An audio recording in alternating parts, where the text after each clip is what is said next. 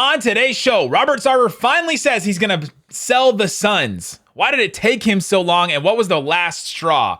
Ime Udoka, ominous disciplinary action just dropped. We'll talk about that. What does it mean for the Celtics? Myles Turner also not being traded by the Pacers. What does that mean for the Lakers and the Pacers? We'll talk about all that and more on today's Locked On NBA. Let's go. You are Locked On NBA, your daily NBA podcast. Part of the Locked On Podcast Network, your team every day.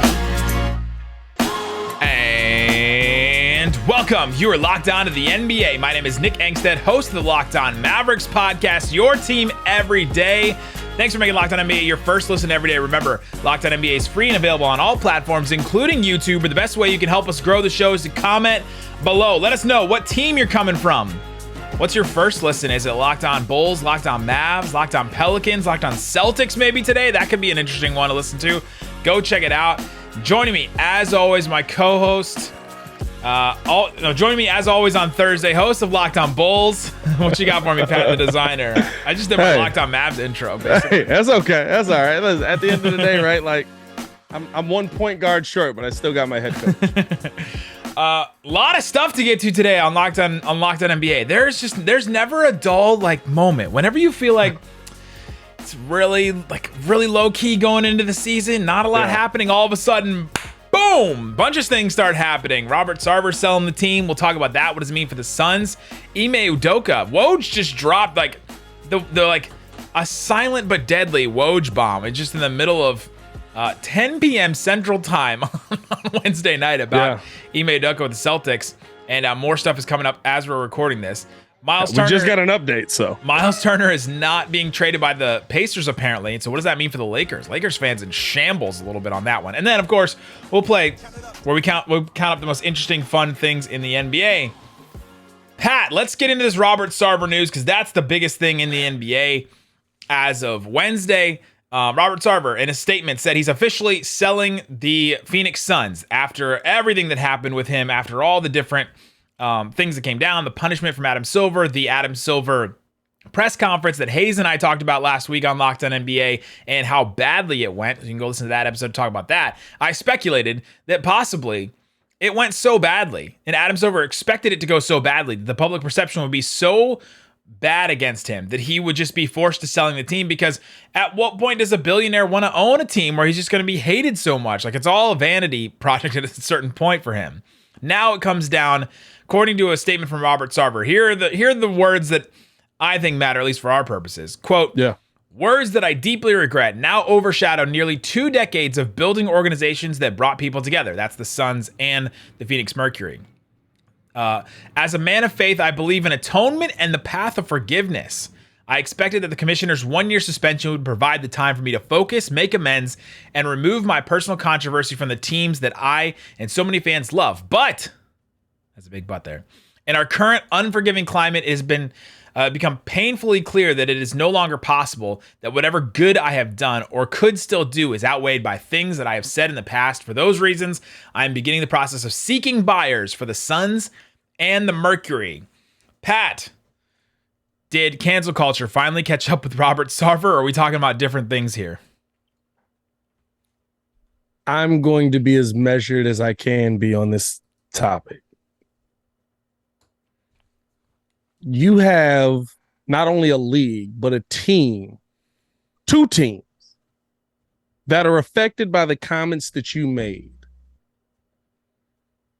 And in a very poor note that you decided to put out, you want to blame cancel culture for it.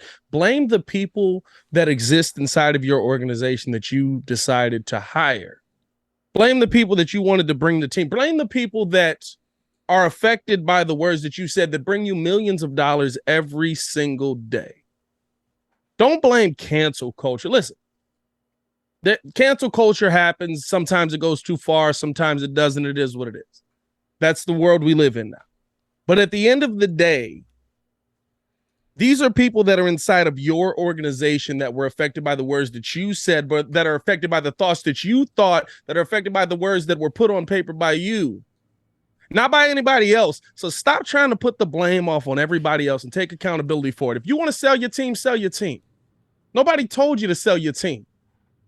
At the end of the day, he's a billionaire. If he wants to hold on to his team, nobody's going to blame him for it. Cancel culture can't force you to sell your team. What do we think? All of a sudden, people are going to stop going to Phoneix Suns games? And the rest of the owners were going to let him keep his team. They were the ones that could have voted him out and decided to make him sell. But here's my thing: it's only been a week.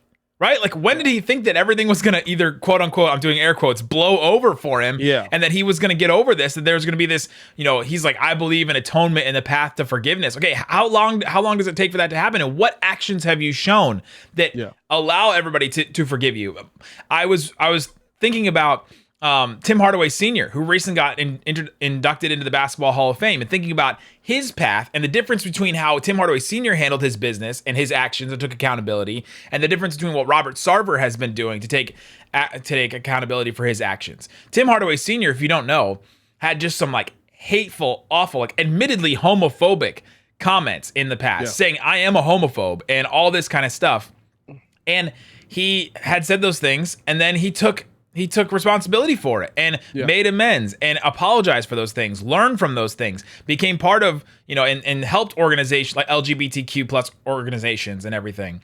Robert Sarver is like, he's not there, right? Like, we're not there. And it's only been a week. If you want to do the work is there. Like, the culture will, like, maybe at a certain point forgive you for certain things, but you got to do the work. Like, you got to understand what you did wrong and then work towards making it better. There's a whole path to it. Go back to Kareem Abdul-Jabbar's piece recently about Anthony Edwards. Like, you got to show more than just, an apology statement where you say, I'm working on myself. Like, you got to do that. So, and that's what it comes down to, right? Like, at the end of the day, what did you do? What did you think was going to happen in a week? All of a sudden, the black community was going to be like, nice, good. I don't care that you're the owner of an NBA team. Hold on. Did he say he's sorry? He said he was sorry? Okay, yeah. You know what I mean? Like, we're good I don't care if you're the owner of an NBA team. I don't even care. Here's the thing, right? And at the end of the day, it's sad to say, but a lot of times if you just show that you're doing something, it is good enough. And I think that you should be allowed a second chance. You should be allowed forgiveness no matter what, right? Like, I think there's an opportunity for everybody to be forgiven if they make a mistake, if it's how they were raised, whatever, right? Whatever goes into it. But here's my thing at the end of the day. You weren't looking for that. You weren't hoping for that, because you instantly went to, this is the way that the world is, and so I can't come back from that. That's cap. Yeah, and I think our generation, millennials, a lot of people point to us and be like, "Oh, cancel culture and all that." We can just sniff out the BS a little bit more on things like this. Listen, right? I the knew BS Jesse meter Smollett, is there. I knew Juicy Smollett was lying the second that report came out in Chicago, bro. Coldest day of the year. I worked that day. There's no way you were outside. I knew you were lying, bro. I worked that day outside. I did. I was still doing electrical at that point. I really worked outside that day. What this means for the Suns, I think, is that I think it lifts a little bit of a cloud over them for Media Day coming up, like on Monday. There's a little bit of a cloud lifted on them. Brendan Clean at Locked On Suns even mentioned in our Locked On NBA group chat that this is helpful for the Suns, at least. They're not going to have to answer a whole bunch of questions about, well, Robert Sarver's still the owner and all that, and the 1-year suspension. If he just starts selling the team, then they can kind of just move on from it. And I honestly think that this hadn't affected the basketball side and very much at all. There was, a lot of reports about people that got brought in on the basketball side that hadn't even met Robert Sarver at a certain point, like over the last year or so. And so that there had already been a little of a separation there. And so I think the Phoneix Suns, they just keep moving on business as usual. They have their own stuff to sort out, but now the whole organization and the Mercury organization get to move on from this as the process of selling an NBA team, which takes a while, goes on, and whoever buys it, Bob Iger or whoever. Ime Udoka, though, this is a completely different thing that it's fascinating. Woj dropped this bomb. We got anything new? ESPN sources say Boston Celtics coach Ime Udoka is facing possible disciplinary action, including a significant suspension for an unspecified violation of organizational guidelines. Discussions are ongoing within the Celtics on a final determination. Woj then came in and said Ime Udoka's job isn't believed to be in jeopardy, but a suspension is looming, and that final determination on that length could come as soon as Thursday. So we're recording this Wednesday night. Thursday, we'll see what happens with this. But This is like an incredible wild Twitter moment where everyone's just speculating wildly. That's what that platform is for. Here, we're going to be a little bit more measured in our takes and possible jokes on this. We were unmeasured in the Twitter DMs, but here we'll be measured. Here we'll be a little more measured. We got it out. I don't know what this means specifically for Ime Udoka because we just don't know what the action is. Could it be a 10-game suspension, a 25-game suspension, a year-long suspension? Like, we just don't know. There's not enough information yet. But what I do think this means for the Celtics is they're starting to build some stuff up from this offseason, right? Mm-hmm. I saw somebody, a Celtics reporter tweet, not a lot of good vibes entering Celtics media day. Jaylen Brown was offered for Kevin Durant in a trade, so that's a whole thing they have to work through. Danilo Gallinari was one of their big offseason additions, and he got injured. Time Lord now had that injury where now he's going to be out for multiple weeks. And now this Ime Udoka thing. And so coming up, let's get into what this means for the Boston Celtics and them entering media day. We'll talk about Myles Turner and him not getting traded from the Pacers and all that. So we'll talk about that coming up. But before we do, let me tell you about Bet Online. It's the best place to check out the odds and lines inside and outside of sports. You can go there to see all kinds of odds. They have they have NFL, they have future NBA, they have all kinds of stuff that you can go check out. So see what they have available for you. You can check out it's Bet Online. They have spreads for this week. How are you feeling about your Bears? You feeling good about your Bears or not? I feel good about my Bears. Going up against Houston, a little defense that Justin Fields is used to playing against in the cover 2, and also Lovie Smith. I feel good about my Bears coming into this week. Do you know the spread? I do not know the spread coming into this week. But Bears at home, Bears by 2.5. I would probably agree with that. I mean, I don't expect us to go out there and blow the doors off of them, but Davis Mills. You're feeling good about that. You're also feeling good about our Bet Online top 50 that we're doing over on Locked On NBA. So go subscribe to the YouTube channel here or go subscribe to the podcast feed for our top 50 players that move the lines most. So Bet Online's got that going for you. All kinds of stuff. Go check it out. It's Bet Online, where the game starts. All right, Pat, we're continuing to talk about the Boston Celtics. We brought up Ime Udoka's possible disciplinary action that'll be taken by the Boston Celtics. It'll probably come down on Thursday, so we won't know exactly what that means until you're listening to this on Thursday. But what do we think about the Celtics going into media day? Because they got some stuff racking up now over the offseason. They lose in the finals. Jason Tatum doesn't look good in the finals. Jaylen Brown was offered in a trade for Kevin Durant. That can cause some drama. Danilo Gallinari was a big offseason acquisition. He got injured for the year. Time Lord Robert Williams is now hurt for multiple weeks now. And now this Ime Udoka thing. What do we think about the Celtics going into their season? I think the thing is this, right? It all depends on how much you win or lose, right? Like, a head coach means a lot, but a head coach is as good as the staff that he puts around him. And we've seen that play out in a lot of situations, right? I think the biggest one that fits home for me and a lot of Bulls fans that listen, we lost Billy Donovan for probably a week and a half last season, and his coaching staff continued with what he was trying to build. They continued with what things were, and they were able to win games. It all depends on how long you lose Ime Udoka for. I mean, listen, if it's anything where he's able to come into the season and still at the end of the day come in and be the head coach, you feel a little bit better about that than if it's a year-long thing. A year-long thing, right? That's a year long of upsetting the culture that you're trying to build there. That's a specific thing to a specific person because that specific head coach is building that culture out. I think that could change things for the Celtics, but we don't know the situation around that. As far as everything else, right? I mean, listen, at the end of the day, Jaylen Brown, if you're upset that you almost got traded for Kevin Durant, I'm sorry, welcome to the NBA. Like, I think everybody in the league is upset that they almost got traded for Kevin Durant. There's some teams that basically were like, here's the team. We'll give you the rights if you give us Kevin Durant. What are the lyrics to that Taylor Swift song, Welcome to New York? We've been waiting for you. Like, that's the NBA in trade like that. Yeah. And I mean, like, if that's the thing that got you upset, like, listen, I'll welcome you to the Bulls. I'm sure Nick will welcome you to the Jazz. Bring it on. If you ever want to. The Mavs. What did you just say? The Mavs. My bad. Oh, it's the hat, bro. It's the hat. The Mavs. I'm sorry. Listen, I got Packers colors on. You got me confused with I'm hurt. You got me confused with a different play-by-play guy. The Boston Celtics, we'll continue to do that. Locked On Celtics, John Krause did an episode already on this, and he just posted it, so go check that out. Let's talk about something that is kind of quantifiable, though. Pacers GM Chad Buchanan, which raise your hand if you knew the name of the Pacers GM. I did not. He's been the GM. It was still Larry Bird. I know. Kevin Pritchard's the president of basketball ops. I knew him, but Chad Buchanan, that's the name of the Pacers GM. He's been there for Larry Bird still in Indiana? He's been there for 6 years. This morning he said on Indiana radio that Myles Turner will be the starting center on opening night, officially ending potential Lakers trade talks. According to Shams, the Lakers were unwilling to part with 2 unprotected firsts in any deal involving Buddy Hield or Myles Turner. It looks like that deal is done. Does this say more about the Pacers going into next year or the Lakers going into next year? To me, right, this is Buddy Hield is the piece that's more intriguing to me on either side of this deal. But to me, this is a wait, really? Buddy Hield instead of Myles Turner? Only because of the scoring ability. Listen, at the end of the day, Myles Turner's the better player, right?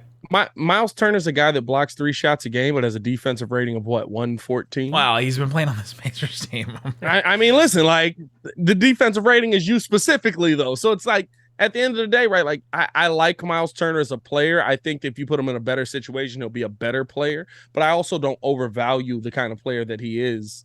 And I think that Buddy Hield is something that fits more with that Lakers team than maybe Myles Turner does, but maybe I would have been proven wrong in that if you see him on the Lakers. But at the end of the day, right, I think that the Lakers have put their foot down on what they're willing to give up because they've accepted the fact that, listen, Brian, as much as we love you, you're out of here in maybe 2 more years, maybe 3. I don't see you on the Brady plan. You can't bet that he's going to be on the Tom Brady plan. Well, the Tom Brady Lakers, plan is right? even not going so well for Tom Brady right now. Yeah, you know what I mean? Like, listen, I've seen him in 2 weeks. Have you seen those cheekbones right now? Hey, he looks a little. I'm not gonna make a joke on that yet because I'm like, is he okay or is he? I don't think so. I don't think he's okay. So I want to know that he's okay before I make a joke on Tom. But at the end of the day, right, like I look at this as a situation where the Pacers don't get any worse. No. And to me, but they should want to. I don't know if the Lakers get exponentially better if they bring either of those players in. I completely disagree. I think that this trade for the Lakers was going to be their kind of like saving thing. Because look at their rotation right now. Like look at some of the lineups they're going to have to put out there. They need 2 more guys in their rotation for sure. Like if they could just use 2 more guys in their rotation that would be serviceable. They need shooting. Who's their best shooter on the team right now? Is it Patrick Beverley? Honestly, it's LeBron. LeBron's probably the best shooter. Their best shooter on the team is LeBron. Outside of LeBron, it's Patrick Beverley. AD. No, AD was hot garbage. Are you just talking about from 3? You just talking anywhere shooting anywhere. I think here's the thing. They needed Buddy Hield. Myles Turner was going to be a good 3-point shooter for them. They needed to do this trade because what's their options now? They're just going to keep. I like the bringing back of why can't I think of his name now that I like him so much? Went to the Celtics, went back down to Houston. Dennis Schroeder. I like bringing back Dennis Schroeder. I think he fits well there. I think he's a better shooter than most. I think he adds to that team. And at the end of the day, right, you have LeBron and AD. Like, we're going into this not thinking like, oh, this guy's going to break down. This guy's going to break down. At the end of the day, your starting lineup has LeBron and AD in it. You're in a better situation than the Pacers are. Oh, we did that last year. And the rest of the rotation is so bad that those guys have to miss games because of age and because of, Anthony Davis. And like it doesn't work when you have to do that. And so unless it's going to be 70, 80 games of Anthony Davis and LeBron James, I don't think that moniker works anymore. Like I really got sucked into that last year and they betrayed me in such a way. I thought that they were going to be at least top 3 in the West and they were it was just so bad because this team doesn't fit. I love the day-to-day Davis thing, but it's just a Barkley nickname. The injuries that he had last year were weird and fluky. But they always are. No, so like 2 years ago, he was just broken. Like, let's be real. Like he was literally running down the court and just fell over. Like some of those were that. But I think that, right, like you look at last year and you say, listen, he had a couple of fluky injuries that definitely hurt what he could do. I'm not saying that he's going to come back and he's going to play 82 games for you. I wouldn't expect you to think that. No. I don't even know if he plays 60 games for you. But at the end of the day, right, it's about when he plays those games, how he's able to get on the court, what he's able to do. At the end of the day, you have a top 10 player in the NBA if he's healthy. And you have LeBron James, who's still a top 10 player in the NBA if he's healthy. Those are 2 things that, if you've got both of those right, like I don't see the Lakers as this like long forgotten team. I know like recency bias would tell us that, But I also say there's still LeBron, there's still AD. There's a lot of hope there with health. Coming up, let's talk about Lonzo Ball a little bit because he is now going to be officially dealing with an arthroscopic debridement. What was that? Bro, I'm going to be honest with you. I've said it 7 different ways today. It's like I haven't looked it up because I like saying it every different way. I have seen this. I have seen so many injury words, and this is a word I have not seen. I did not get a medical degree, but he has a left knee injury that will keep him out 4 to 6 weeks. What does it mean for the Bulls? And then we'll play with the most interesting, fun things in the NBA. We'll talk about that coming up. All right, Pat, let's talk about Lonzo Ball. Your team, the Chicago Bulls, will be without Lonzo Ball for 4 to 6 weeks, or he'll be reevaluated in 4 to 6 weeks. That doesn't mean he's going to come back in 4 to 6 weeks. What does this mean for the Chicago Bulls, and what's their outlook now that they're going to be without him for a month and a half, maybe more? I'm going to be honest with you. The outlook to me is the same of what I was coming in with it of you went into last season with Lonzo Ball and you felt great about it, right? But then you found all of a sudden this diamond in the rough in Dosunmu, the second-round pick that turned into a guy that could not only come out and start for you in the NBA, but prove to be one of the best defenders in the NBA among not just rookies, but among all NBA players, and also gave Trae Young a heck of a time. I think, right, when you look at, to me, where the Bulls are, you were expecting to come into the season missing Lonzo. It sucks, right? Like, to me, as a Bulls fan, this is not the news you wanted to hear. But the better thing is, right, like, and I think every NBA team can speak to this. No matter what, the first half of the season is, like, dead important. The second half of the season... For the audio listeners, his fingers are like an inch apart. It's a couple of inches apart, right? The second half of the season is a mountain of importance because that's when teams start to really focus in on you. That's when teams start to say, okay, how do we pick this team apart because we can play you in the playoffs? And to me, right, that's the time where I need Lonzo Ball most. So I'm more optimistic than probably most fans are because I look at this as the Bulls gave him his offseason. Listen, you got an offseason, see if you can get it together. Let's get you back in here, see if we can ramp you up. He had, it was reported by Casey Johnson, he had some good days. He had some days where he had a ton of discomfort. That means we have to go in and fix this because you can't have some good days and a ton of discomfort other days in the NBA. So I like the fact that the Bulls are making this decision to go in and get Lonzo this surgery. You reevaluate him in hopefully a real 4 to 6 weeks this time, and he's able to come back. In my opinion, right, if he's out until the All-Star break, I'm okay with that. As long as after the All-Star break, he's back. Yeah, I mean, exactly what you said at the beginning there is the trajectory of the Bulls season last year. They had an incredible start. They were number 1 in the East for a while, and then Lonzo got hurt. They had Alex Caruso in and out, and then you and Hayes took over on Locked On Bulls, and then we got a lot of hate for that. And then jinxed them into having like this terrible second half of the year, and then they go in, they get beat in the playoffs. So, you fired Matt and Big Dave. That's the story I'm going with anyway. So it's on you. Bulls fans blame Nick. I fired them. Oh my gosh! If I fired Matt and Big Dave, I should be fired. Love those. Shout out Matt and Big Dave. Love you guys. Big Dave was my Locked On NBA co-host before you. That's what pushed you out. That's what pushed him out the door.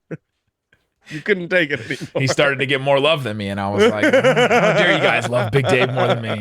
He's way more lovable."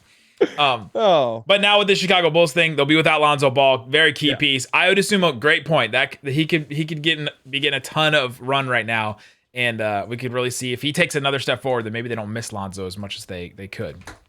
To me, it makes perfect sense seeing what AK did this offseason too, even in the draft, right? Like you go out and you get Goran Dragic, and you go out and you draft Dalen Terry. For any of the Bulls fans that have seen Dalen Terry, or any of the Locked On NBA fans that haven't seen his game, I mean, literally, right? Like the one thing about Lonzo was how he got a transition started. I'm not saying that you can take anything from summer league or college and just say that's absolutely going to happen in the pros, but it looks a lot like Lonzo. Like when you see him catch the ball off of a rebound and like flick his wrist, and then the ball floats 60 feet into the hand of somebody to dunk the basketball. It looks very similar. So it makes a lot. I think me and Hayes both felt that we were heading towards this no matter what.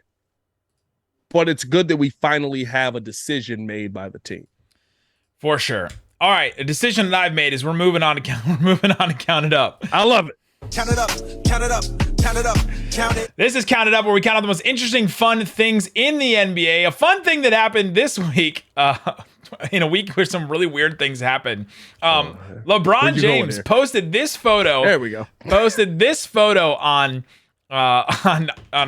his Instagram. I'm putting it up on YouTube if you're watching this, of him bald. Now, this is not far from where LeBron's hair situation normally is, but count it up. Is this a filter, or do you think this is real? Are we really getting bald Bron? I hope this is real, bro. LeBald James is where it's at, bro. LeBald James. Come on, bro. Like, we've been asking Bron to come home for how many years, bro? Just do it, bro. Like, I'm fine with you being. What you don't understand is you live in the one sport. You're great in the one sport where a lot of our great players are bald. Yeah.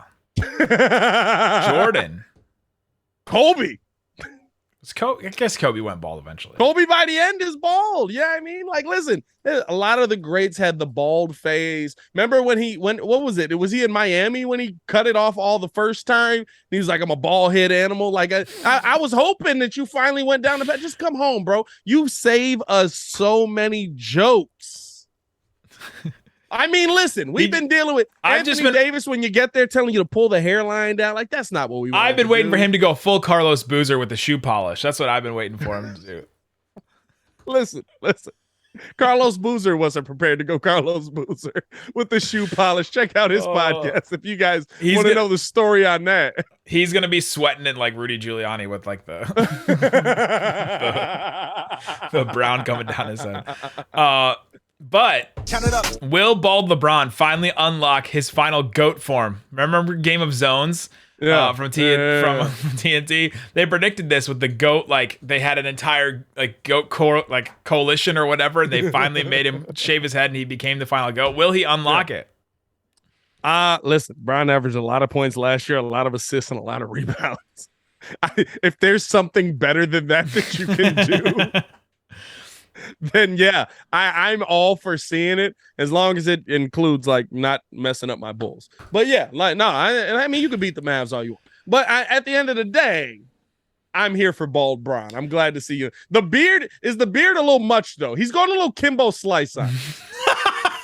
He's going a little Kimbo Slice on us with the full like deep Ross beard but bald head. That's a different one. If aliens came and visit us when we had to explain to them Kimbo Slice, I don't know that it would make. I think that they would just. I think they would just leave at that point.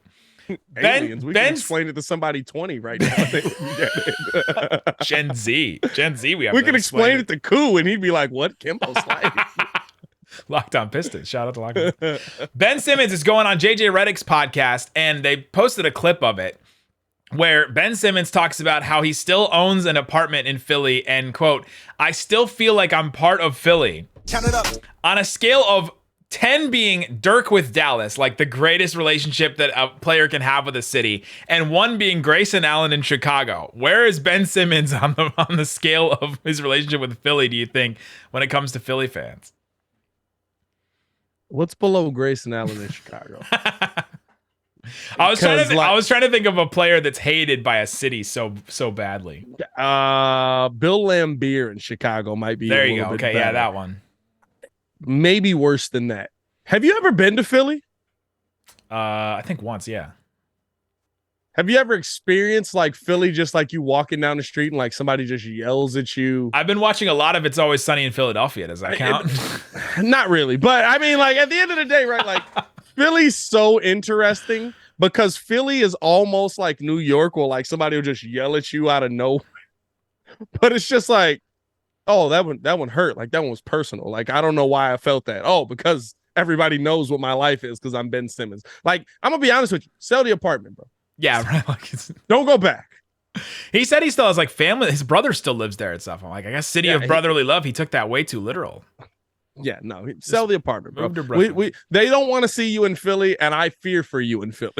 Adrian Wojnarowski was tweeting about the Robert Sarver decision to sell the team, and he tweeted this. Sometimes Woj goes on these like PR runs, and this one he decided to go on a PR run for the actual franchise and the city of Phoenix. Quote, the Suns are considered an extremely desirable franchise in the marketplace and will have no shortage of high-level ownership candidates. As a warm weather destination in West, league executives always believe this could be a monster free agent destination with the right ownership. Count it up. Give me on a scale of 1 to 5 the amount of caps that this is as Phoenix as a warm weather destination city for free agents. What? Warm's a tough word. Warm.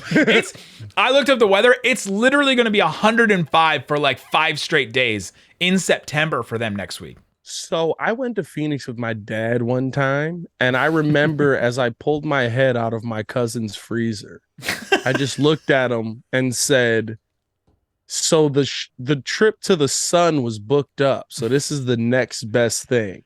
Like, it was dry. I'm not saying I'm not saying it's dry, but you just slowly melt. I'm not saying Phoenix is a bad place to go by any means. No. It's a great place to be. I'm not even saying Woj is wrong. Warm's the wrong word to use, though. Warm is what I use for San Diego. You know what I mean? Like, Chicago sometimes in the fall gets warm. Give me 3 caps on this, because I don't know if we can start touting Phoenix, especially putting the weather as the one descriptor on this. The weather is the descriptor on this word as making them a destination. There's only like 2 destinations or 3 destinations in the NBA. It's Miami, it's LA, and it's New York. Those are the only ones. And even New York hasn't pulled in anybody except for the Nets, I guess. Jack Black performs with this group called Tenacious D. He is part of this. Really taking you for a left turn here. He was doing a show in Milwaukee, and this is how it went. Now, just give me a rating on this song, like if you were doing a music review. Cage, we're Lakers for life, but there's one player. Don't matter what team he's on, fucking love him. You know why? He's incredible. Can you guys make a song? I'm gonna fucking sing and just fucking follow me for the changes. Language warning. Antetokounmpo, Antetokounmpo, Antetokounmpo. 1, 2, 3. Antetokounmpo, Antetokounmpo, Antetokounmpo. MVP. Antetokounmpo, Antetokounmpo, Antetokounmpo. Yes, it's true. Antetokounmpo, Antetokounmpo, Antetokounmpo. We love you. All right, we gotta work on that. It's good writing it Antetokounmpo. Are you with it? Are you vibing with it or not? I'm a Tenacious D fan. I'm not gonna lie to you. So I'm with it. Antetokounmpo, Antetokounmpo, Antetokounmpo. 1, 2, 3. Antetokounmpo, Antetokounmpo, Antetokounmpo. I'm not mad at it. I'm with it. I love this. I'll say this.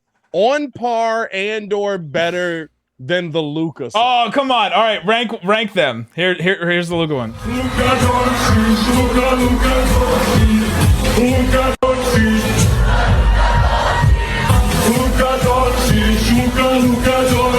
There's the Luka song. I don't know who wrote it, but it's like a Bulgarian singer. Antetokounmpo, Antetokounmpo, Antetokounmpo. 1, 2, 3. Antetokounmpo, Antetokounmpo. I'm not gonna lie.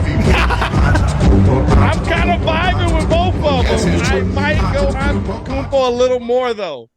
It's the rhythm with it. He's not even saying Giannis. No, he's doing the last name, which is impressive, right? Not bad. It's not a bad. Listen, you can't go wrong. You can't go wrong with either of them. here's the thing. Do I need to start working on a Zach LaVine song? Is that what I'm hearing right now? Is that what I'm hearing right now? I need to start getting to work on a Zach LaVine song right now. Oh, amazing. There you go. That's Locked On NBA this week. Go listen to Locked On Bulls. Make that your second listen. Make Locked On Mavs your second listen. Or go listen to the Bet Online Top 50. We got the next group of teams dropping later today. So players dropping today. It's who the bettors and who the odds makers think moves the line the most. Go check it out. It's Bet Online, where the game starts. Guys, thanks so much for listening to Locked On NBA. Bye-bye. Boom!